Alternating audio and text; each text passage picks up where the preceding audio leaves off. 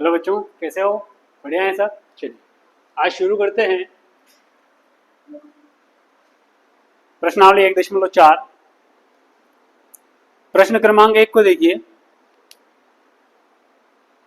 बताइए नीचे दी गई संख्याओं में कौन कौन परिमेय है और कौन कौन अपरिमेय। 1.4 प्रश्न क्रमांक 1 first 2 minus root 5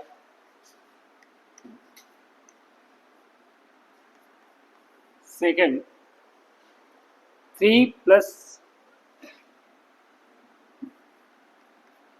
root 23 minus root 23 third one 2 root 7 by 7 root 7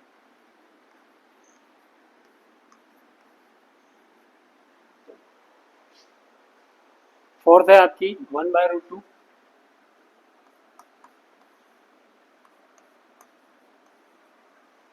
and fifth है आपकी 2 पाई। चलिए सबसे पहली बात तो प्रश्न ये है कि इनमें से कौन कौन सी संख्याएं जो है अपरिमेय है ये बताना है। अपरिमेय संख्याएं जिन्हें पी बटे क्यू के रूप में व्यक्त नहीं किया जा सकता वो अपरिमेय संख्या, जिन्हें पी बटे क्यू के रूप में व्यक्त किया जा सकता है वो परिमेय संख्या है। तो यहाँ देखिए रूट 5 एक अपरिमेय संख्या है। अब एक बात का ध्यान रखिएगा, किसी भी अपरिमेय संख्या से किसी भी अपरिमेय संख्या में कोई भी परिमेय संख्या जोड़ दो, घटा दो या आप उसका गुणा कर दो या भाग कर दो, वह अपरिमेय ही रहेगी। क्या रहेगी? अपरिमेय ही रहेगी। समझ में आया? किसी भी परिमेय संख्या का अपरिमेय संख्या से जोड़ना, घटाना, गुणा, भाग करने पर वह संख्या अपरिमेय ही रहेगी। तो यह एक अपरिमेय संख्या है और अपरिमेय संख्या को हम परिमेय संख्या, ये एक पूर्णांक है तो ये परिमेय है। परिमेय संख्या के साथ जोड़ेंगे, घटाएंगे, गुणा, भाग करेंगे तो यह अपरिमेय रहेगी। अतः ये क्या हो गई? एक अपरिमेय संख्या है। ठीक है, चलिए इसको थोड़ा सा हल करते हैं। कोष्ठक खुला, ये आपका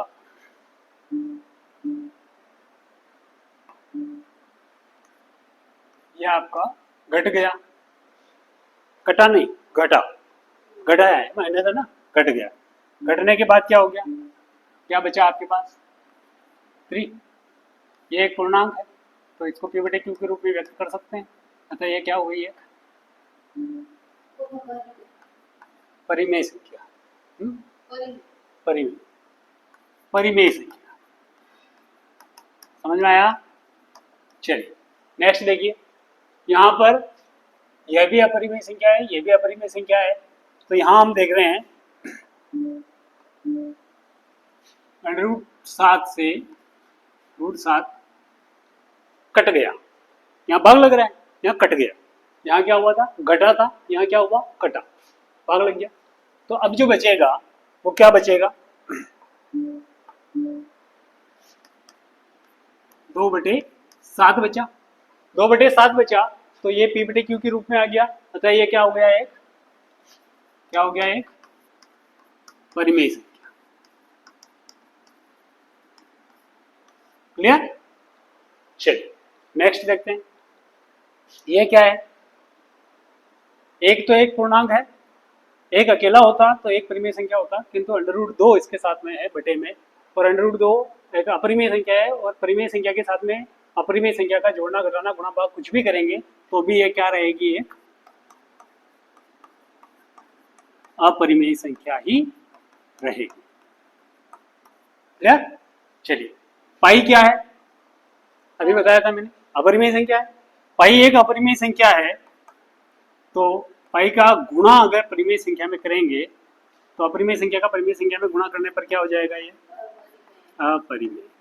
मैंने बताया आपको, हम पाई का मान क्या लिखते हैं, 22/7 लिखते हैं, क्योंकि 22/7 क्या है, एक परिमेय संख्या है। किंतु पाई का मान परिमेय नहीं हो सकता। पाई का एग्जैक्ट मान 22/7 नहीं होता है, लगभग मान होता है 22/7। 22/7 नहीं होता है। पाई का एग्जैक्ट मान क्या होता है और पाई अपरिमेय संख्या क्यों है, इस पे भी हम चर्चा करेंगे। पहले ये प्रश्नावली हम कर लेते हैं, उसके बाद मैं बताता हूँ आपको कि पाई अपरिमेय संख्या क्यों है और इसका जो है मान 22/7 एग्जैक्ट क्यों नहीं। चलिए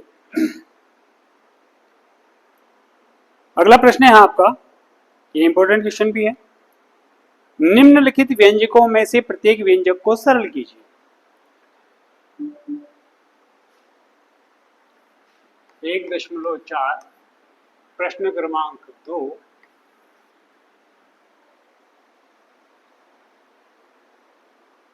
3 + √3, 2 + √3, 3 + √3, 2 + √3।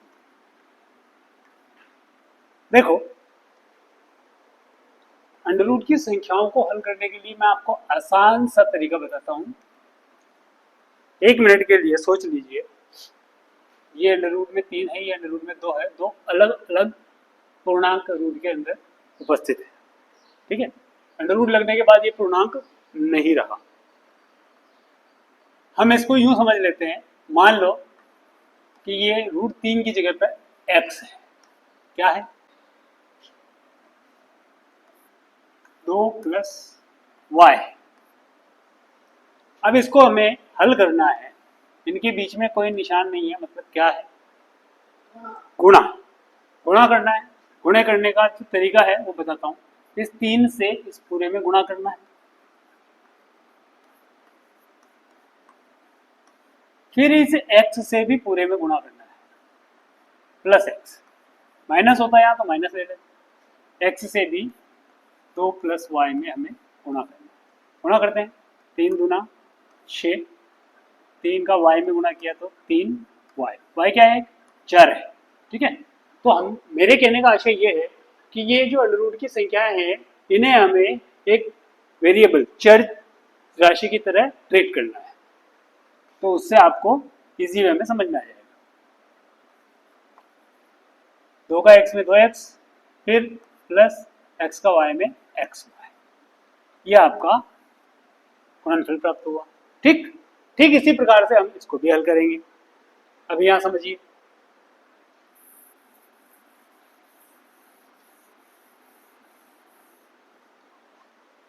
इस 3 से इस पूरे में गुणा करना है, 2 + √2, फिर प्लस √3 का गुणा भी इस पूरे में करना है, 2 + √2। अब इस 3 से 2 में गुणा करेंगे, 3 दूना 6, 3 का गुणा √2 में करेंगे तो 3 √2।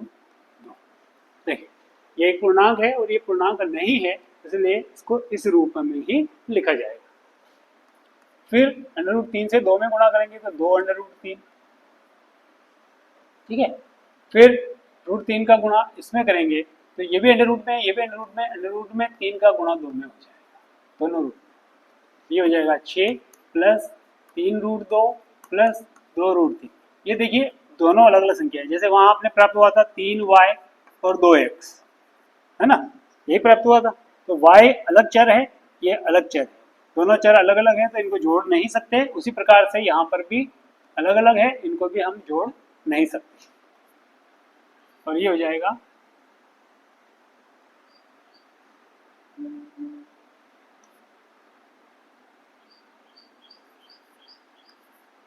6। ठीक है, ये आपका आंसर आ गया है, हल हो चुका है। इससे आगे हम इसका कुछ नहीं कर सकते। सरल करना था व्यंजक को, ये सरल हो चुका है। ठीक, नेक्स्ट देखिए, ये आपका फर्स्ट वाला था। देन सेकंड वन देखिए। सेकंड जो आपका क्वेश्चन है वो है 3 + √3, 3 - √3, 3 + √3, 3 - √3। अभी इसको भी सेम प्रोसेस से कर सकते हैं, किंतु इसके लिए एक इजी और तरीका है। अपना जो एक फार्मूला होता है a प्लस बी में यदि हम a माइनस बी से मल्टीप्लाई करते हैं तो आंसर आएगा a square minus B square. ये सर्वसमीका होती है।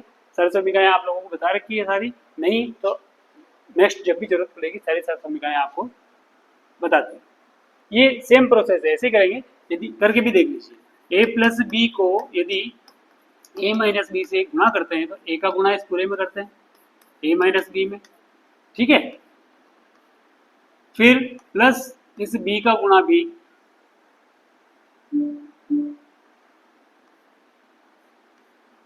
b का गुणा b इस पूरे में करेंगे a माइनस बी में।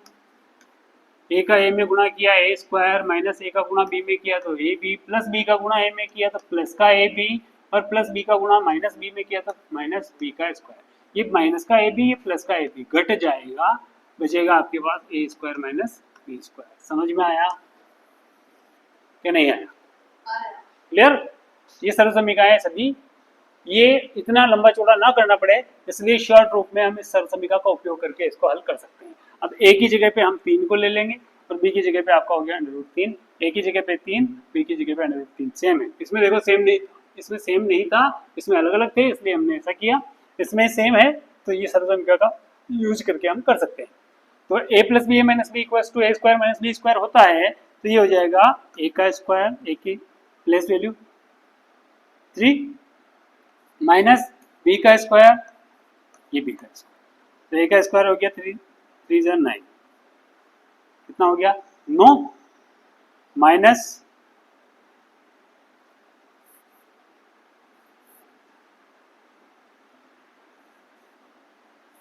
√3 में √3 का गुणा करेंगे तो क्या होगा भैया बताओ?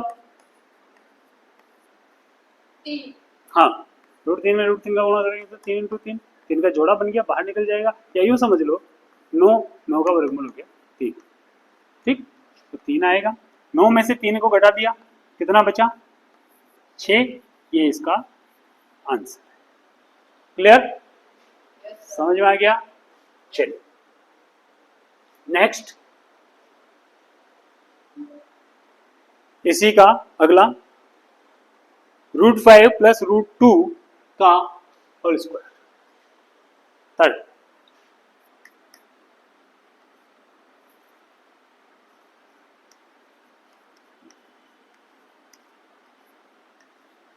तो इसमें हम जो है सर्वसमीका यूज कर लेंगे, a प्लस बी का whole square is equals to a square plus 2ab plus b square, ठीक है। ये सारी सर्वसमीकाएं हम पिछली कक्षाओं में पढ़ चुके हैं, आगे जरूरत पड़ने पर भी हम आपको बता देंगे, समझा देंगे। अभी देखिए a की प्लेस वैल्यू क्या रहेगी √5, b की प्लेस वैल्यू क्या रहेगी √2, ठीक है। इट मीन्स की √5 प्लस √2 का होल स्क्वायर इक्वल्स टू √5 का square plus 2 into √5 into √2 plus b का स्क्वायर की जगह आ जाएगा आपका √2 का स्क्वायर। √5 में √5 से मल्टीप्लाई करेंगे तो हो जाएगा 5 प्लस √5 का √2 से मल्टीप्लाई करेंगे तो √10, तो ऐसे ही प्लस √2 में √2 को करेंगे तो ये 5 प्लस का है, ये 2 भी प्लस का है, 5 और 2 हो जाएगा आपका 7 प्लस 2 √10, ये आपका आंसर। क्लियर? नेक्स्ट देखिए √5 माइनस √2 √5 प्लस √2, √5 माइनस √2 √5 प्लस √2, इसको समझिए a minus B A plus B, same process जो पहले हमने किया, a minus B A plus B is equals to A square minus B square. देखिएगा एक बच्चे ने एक बार ये भी कहा था, सर ये तो a plus B A minus B में होता है। तो बेटा ऐसा है कि आप 3 से 5 को गुणा करेंगे तो भी 15 आएंगे, 5 को 3 से गुणा करेंगे तो भी 15 आएंगे। इनको क्रम विनिमय से आगे पीछे लिखने से कोई फर्क नहीं पड़ता है, ठीक है। चलिए, तो हम यहाँ a की वैल्यू लिखेंगे √5 और b की वैल्यू हो गई √2, a b। तो यहाँ हो जाएगा a का स्क्वायर माइनस b का स्क्वायर, a का स्क्वायर 5, b का स्क्वायर 2, 5 में से 2 गए 3, ये आपका आंसर। समझ में आया? क्लियर।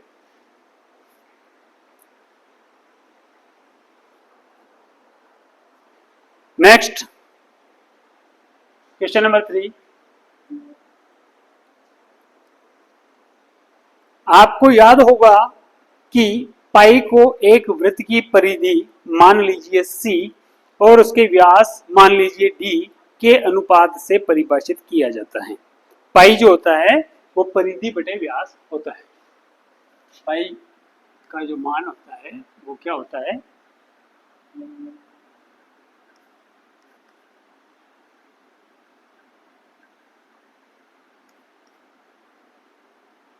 परिधि बटे व्यास। देख लीजिए परिधि क्या होता है। परिधि का सूत्र क्या होता है? Pi into D.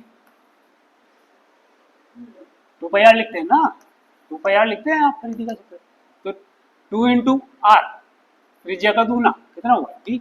और ये पाई, पाई इंटू डी, और इसके बटे में डी अगर लिखेंगे तो ये कट है कि नहीं है ऐसे। ठीक है, तो ये है आपका पाई की जो वैल्यू हो गई वो c बाय डी हो गया। चलिए, यदि पाई का मान c बटे डी है, मतलब ये p बटे क्यू के फॉर्मेट में, और p बटे क्यू के फॉर्मेट में है तो फिर ये परिमेय संख्या होनी चाहिए। ठीक है ना, किंतु ऐसा नहीं है। आपकी पुस्तक में ही पाई की वैल्यू दे रखी है, जहां हम देख पा रहे हैं कि पाई का जो मान है वो 3.1419265389693223433832795 एंड कंटिन्यू चला जा रहा है। मतलब यह एक अनावसानी अनावृत्ति है।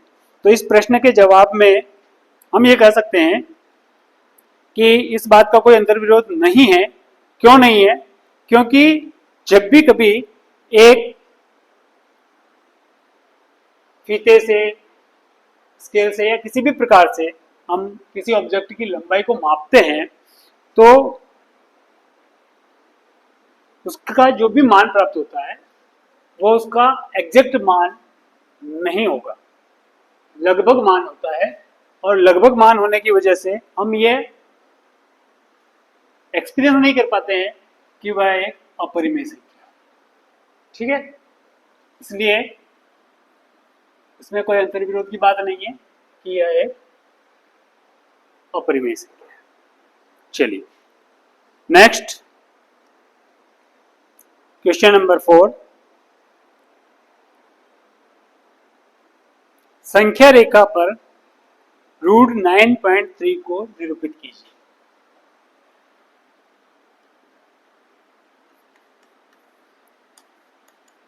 संख्या रेखा पर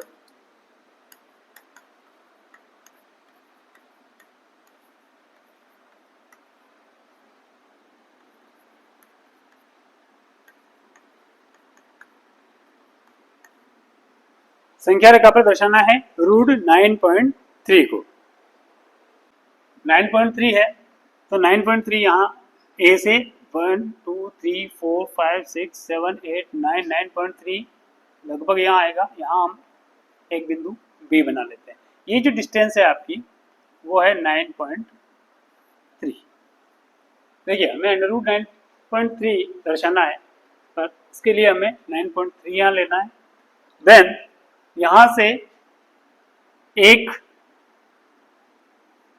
यूनिट और आगे बढ़ जाना है, और एक यूनिट आगे यहाँ पर हमको पॉइंट सी बना देना है।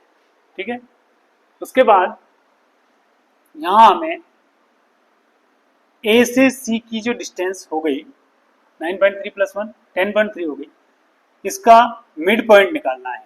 किसका? ए और सी का मिड पॉइंट। मिड पॉइंट निकालने के लिए हम क्या करेंगे? ये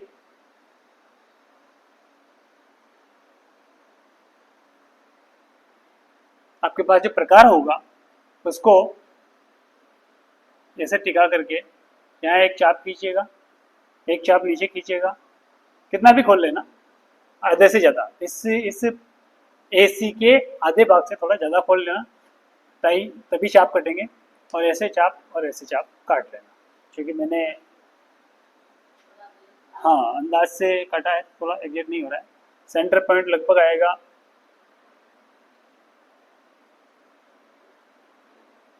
यहाँ आएगा लगभग, ठीक है। तो आप भी इस चाप वो कटेंगे, वो इस लोकेशन में कटेंगे लगभग ऐसे, ठीक।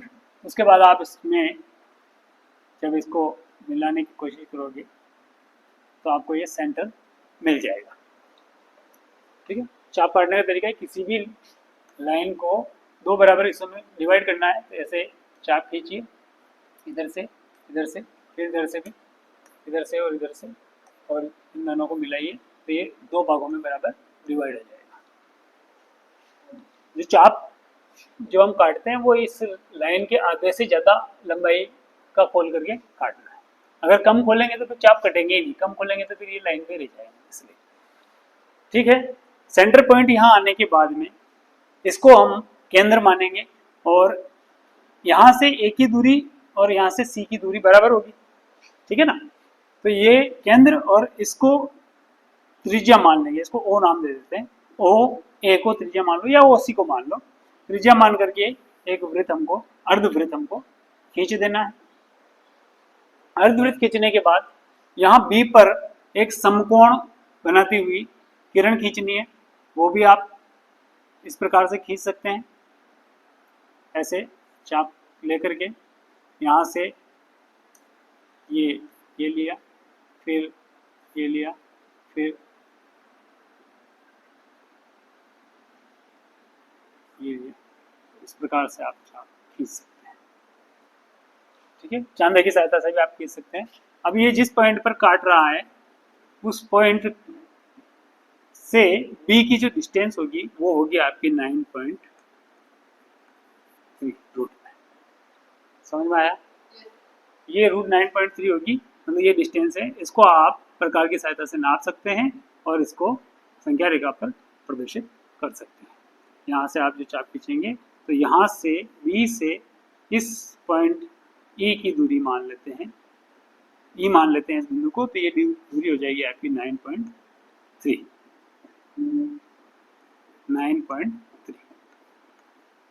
समझ में आया। अब 9.3 ही नहीं, कुछ और भी आपको प्रदर्शित करना है, वो भी सेम प्रोसेस से होगा। यहाँ पे मान लो 3.5 होता, एग्जाम्पल में भी दे रखा है, देख लीजिएगा। 3.5 होता तो हम क्या करते हैं, ये A आप पॉइंट बनाया, फिर यहाँ से हम 3.5, 1 2 3 3.5 यहाँ जाते, ये आपका B पॉइंट हो गया। यहाँ से एक कदम, एक स्टेप आगे जाते, A हो गया। फिर इसका सेंटर पॉइंट पता करते, सेंटर पॉइंट वही चाप काटने वाली प्रक्रिया से, यहाँ से फिर अर्धवृत्त खींचते, अर्धवृत्त खींचने के बाद में यहाँ पर एक समकोण बनाते। तो ये जो आपकी डिस्टेंस हो गई, ये हो गई आपकी, कितना लिया था, 3.5 लिया था, कितना लिया था, 3.5 लिया था ना, तो ये रूट 3.5 हो जाएगा। और ये जो डिस्टेंस है ये आपकी रूट 3.5 है। इससे आप जो है यूँ चाप खींचेंगे तो ये जो हो गया आपका रूट 3.5, यहाँ से यहाँ तक। समझ में आ गया। कोई भी फिगर हो सकता है, तरीका यही। क्लियर। चलिए नेक्स्ट देखिए।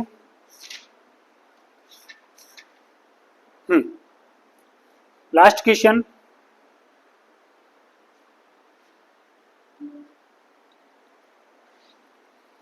निम्नलिखित के हरों का परिमेयकरण कीजिए। हर का परिमेयकरण करना है। क्वेश्चन नंबर 5 फर्स्ट है आपका 1/7। हर का परिमेयकरण करना है। ऊपर वाला जो भाग होता है वो अंश होता है, नीचे वाला जो होता है वो हर होता है। और हर में अभी जो √7 है यह एक अपरिमेय संख्या है, और हर को हमें परिमेय बनाना है। अंश अपरिमेय रह जाए उसका कोई इश्यू नहीं है, ठीक है।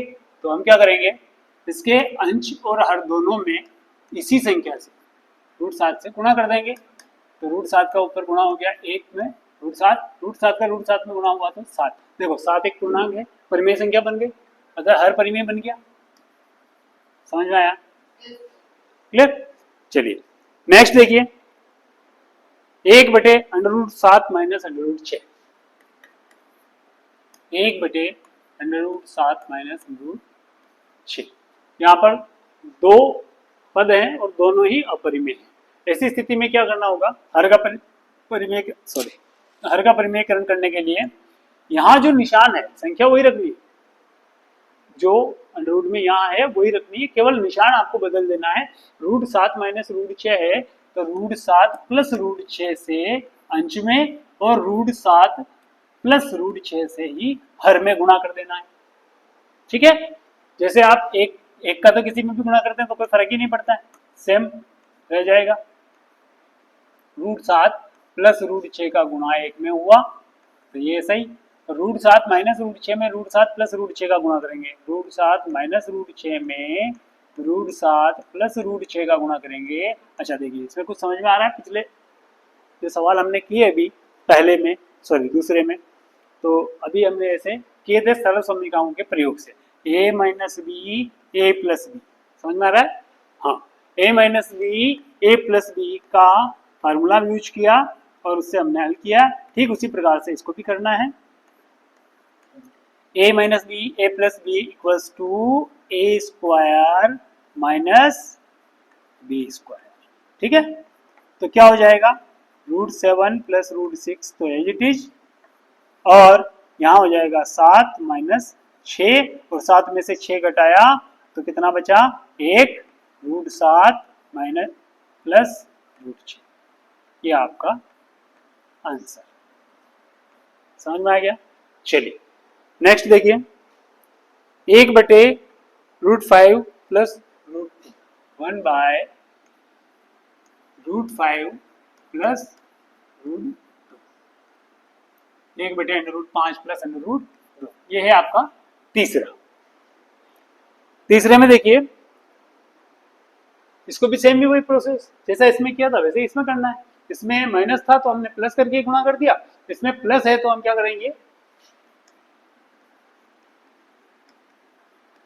माइनस कर देंगे।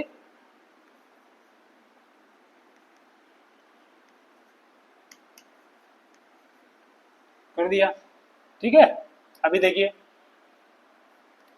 1 से गुणा करने पर तो कोई फर्क पड़ेगा नहीं, √5 माइनस √2 जो है वैसे रह जाएगा। और यहाँ क्या होगा, a plus B A minus B बराबर हो जाएगा A square minus B square. ठीक है, तो √5 माइनस √2 बटे ए स्क्वायर हो गया 5, √5 का स्क्वायर 5, √2 का स्क्वायर 2, तो ये हो जाएगा आपका 5 में से 2 घटाएंगे तो कितना बचेगा, 3। ये आपका आंसर। अच्छा करना क्या है अपने को, हर को परिमेय करना है। अच्छा इसका हर देखिए, 1 आ गया पूर्णांक हो गया, परिमेय संख्या बन गई, कितने पूर्णांक होते सब परिमेय होती है। इसमें 3 बन गया, ये भी पूर्णांक बन गया, ये भी परिमेय संख्या होगी। हर को परिमेय करना है, हर को परिमेय संख्या बनानी है, तो बना दिया हमने। लास्ट वन आपका चौथा है, 1/√7 माइनस √2,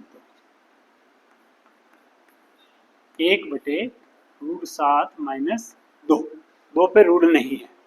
ठीक है, चलो इसको करने के लिए क्या करेंगे, इसमें करेंगे निशान चेंज करके कर देंगे, √7 प्लस 2 बटे √7 प्लस 2। 1 का गुणा करने से तो कोई फर्क पड़ेगा नहीं, √7 प्लस 2 ऐसा कैसे हो जाएगा ऊपर अंश में।